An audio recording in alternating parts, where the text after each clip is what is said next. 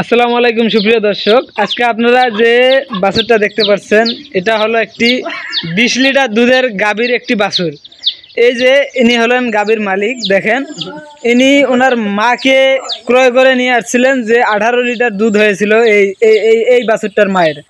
18 litre দুধের কারণে ইনি এটাকে কিনে নিয়ে আসছিলেন যে তাহলে তো ওর মায়ের যেহেতু 18 লিটার হয় তাহলে তো ওর বাচ্চার আরও বাড়তে পারে, এ ভেবে উনি এই গাভীটা কিনে নিয়ে আসছিলেন। আনার পরে দেখেন যে বাছুরটা কেবল হলো, হওয়ার পরে দেখেন যে বাড়ির আপনাদেরকে যে উলানের অবস্থাটা দেখাই।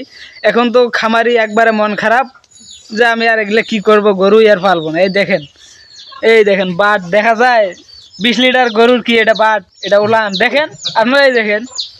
এক খাবারে এমন ধরা খাইছে, এই জন্য আপনারা গরু কিনবেন যে ওনার মায়ের দুধের রেকর্ড দেখে যে আপনারা গরু কিনবেন পাগলা হয়ে, তাহলে কিন্তু আপনারা ধরা খাবেন। দেখেন এই যে এই খামারি এই দেখেন ধরা খাইছে, এই দেখেন এখন ওই দেখেন কান্না করতেছে।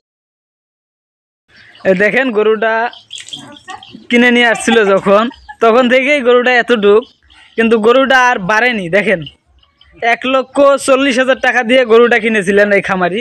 কেনার পরেও দেখেন যে গরুটা এই যতটুকু কিনে নিয়ে আসছে অতটুকুই আছে।